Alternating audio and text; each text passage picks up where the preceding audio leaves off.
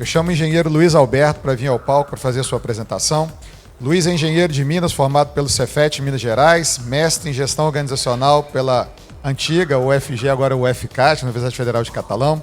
Tem experiência em processamento mineral e capacitação em estatística para otimização de processos e análise de cenários diversos, associando aumento de eficiência e redução de custos operacionais. Atualmente é analista no ISIPM do CIT Senai, atuando no desenvolvimento e otimização de projetos diversos na área mineral e discente do Programa de Pós-Graduação em Engenharia de Minas do Cefet Minas Gerais. Atuou como pesquisador associado no LAMPMIN, desenvolvendo novos reagentes para operação de flotação mineral.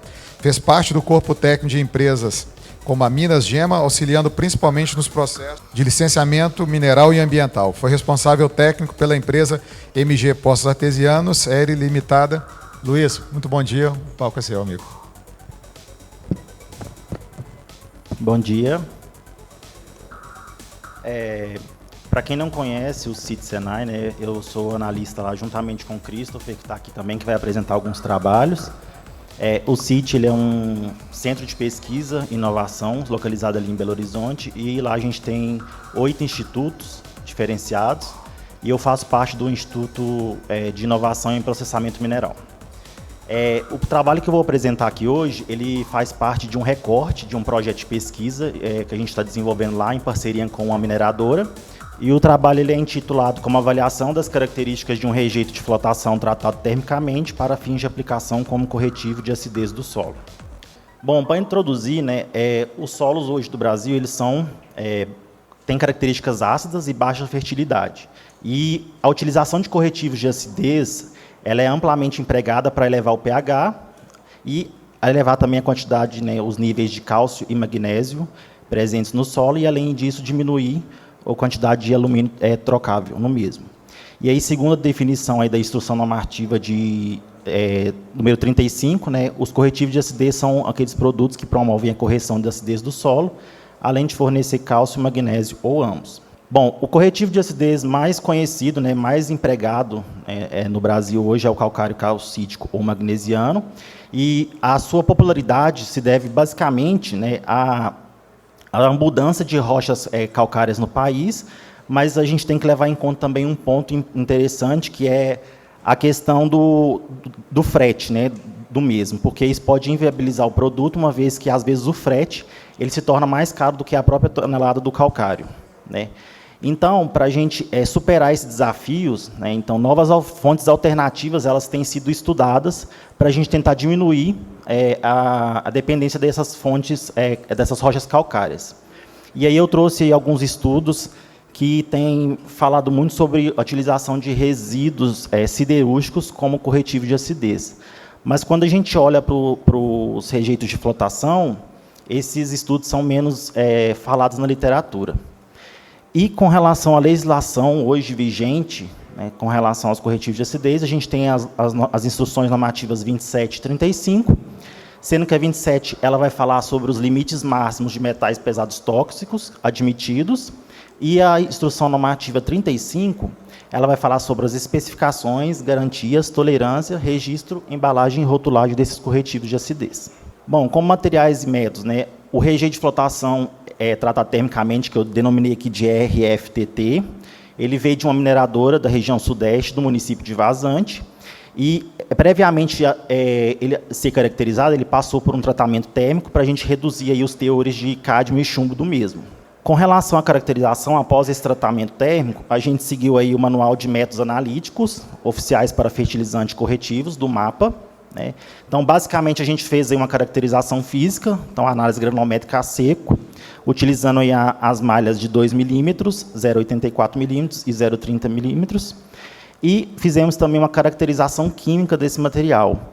E ambas as metodologias elas estão contidas no capítulo 5, e a caracterização química basicamente para determinar o poder de neutralização do corretivo, a determinação de óxidos de cálcio e magnésio, e, além disso, os elementos contaminantes, que no caso do corretivo é o cádmio e o chumbo. Bom, com relação à caracterização física, como os resultados de discussão, né? Então, aqui tem a distribuição granulométrica desse material.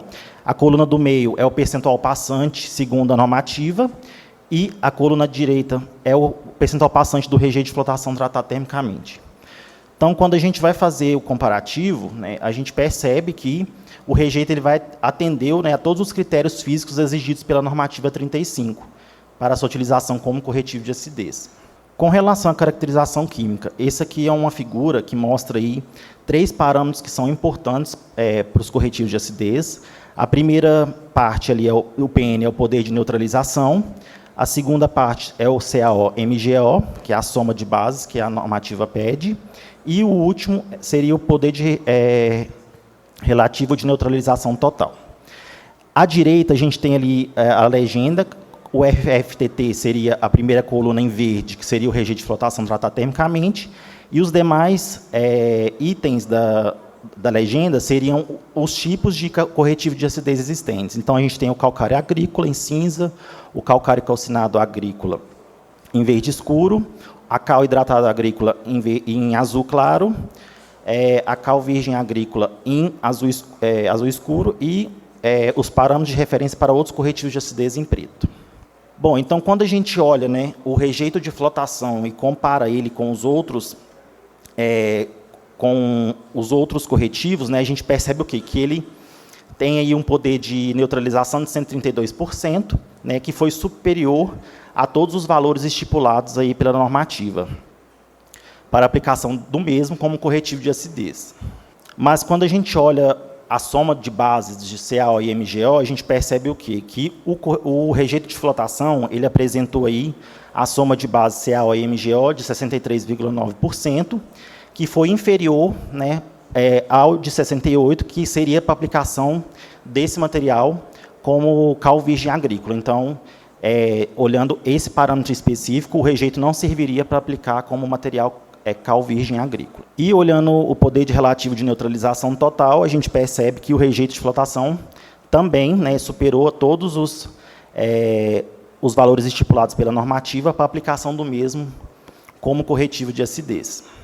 Agora, a gente falando um pouquinho da instrução normativa 27, que ela fala a questão dos valores admitidos dos elementos dos metais pesados, né? Então, aqui a gente tem, do lado esquerdo, um gráfico com o valor admitido do cádmio, e do lado direito a gente tem o valor máximo admitido para o chumbo, né? Então, a gente tem um comparativo do rejeito de flotação em comparação ao que a normativa solicita, o de valor máximo. Então, a gente percebe que para o cádmio, né, o valor que a gente encontrou do rejeito de flotação foi de 2 miligramas por quilo, né, enquanto a legislação permite aí, no máximo até 20.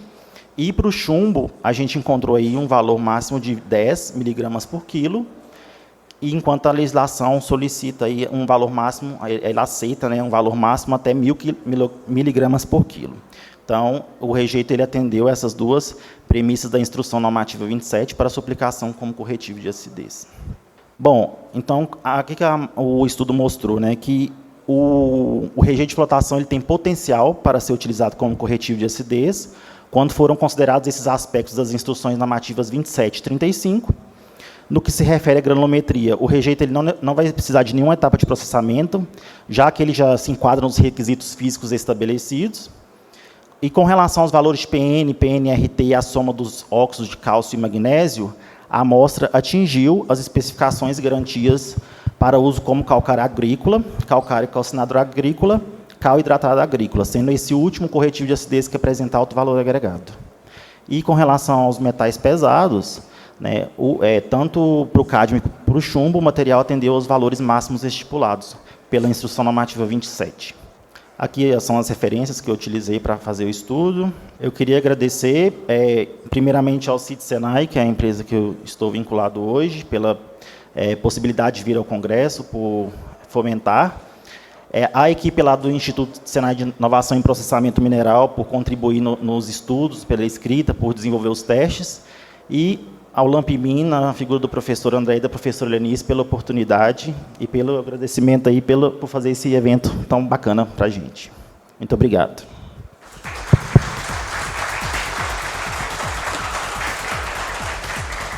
Obrigado, Luiz. Parabéns pelo trabalho.